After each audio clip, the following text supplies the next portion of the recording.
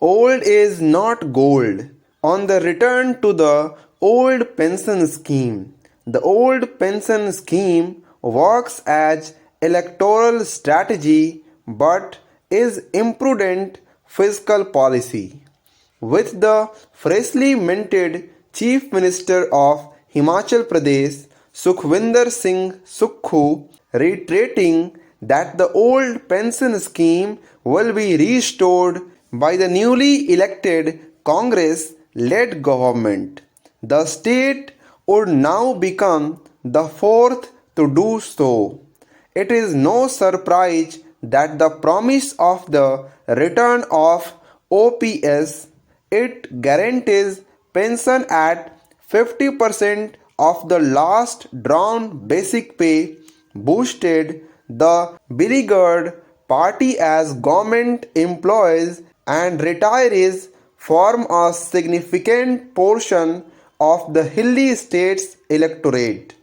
A Lokniti CSDS post-poll survey supported the fact that awareness 74% of those surveyed and support for the Congress's promise was high 70%, possibly playing a role in the party pipping the BJP to pole position. There was a single percentage point difference between them. Government staff seem to prefer the scheme as it allows them to avert their contribution of 10% of their basic pay and dearness allowance towards the employee pension funds.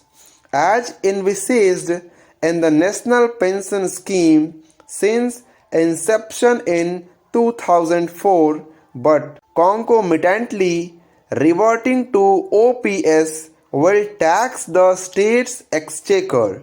Data show that pension payments form nearly 25.6% of states' own tax revenue, 80% for Himachal, but fall too close to a still substantial 12% of the total revenue receipts of states.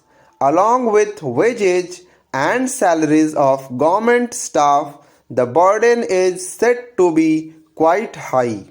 Para states reverting to OPS can achieve some short-term gains as they need not put up the matching contribution of 10% towards employee pension funds. But with a graying population, the burden of payments will fall on future generations.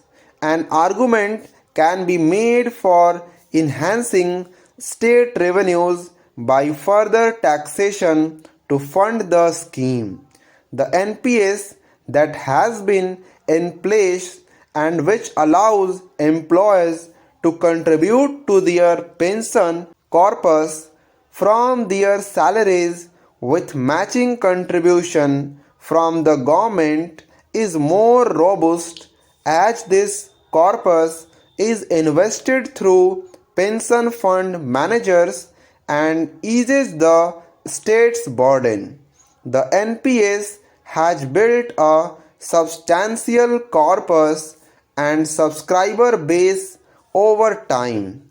The Congress-led UPA government had indeed taken forward the pension reforms by the previous NDA regime, and this is how the NPS has become relevant over the years. Breaking a consensus on pension reforms and reverting to OPS amounts to an imprudent option as it will only benefit organized government sector employees, increase the fiscal burden of carrying these payments, and take up a significant portion of the state's budget, thereby curtailing its outlays on general welfare as a whole.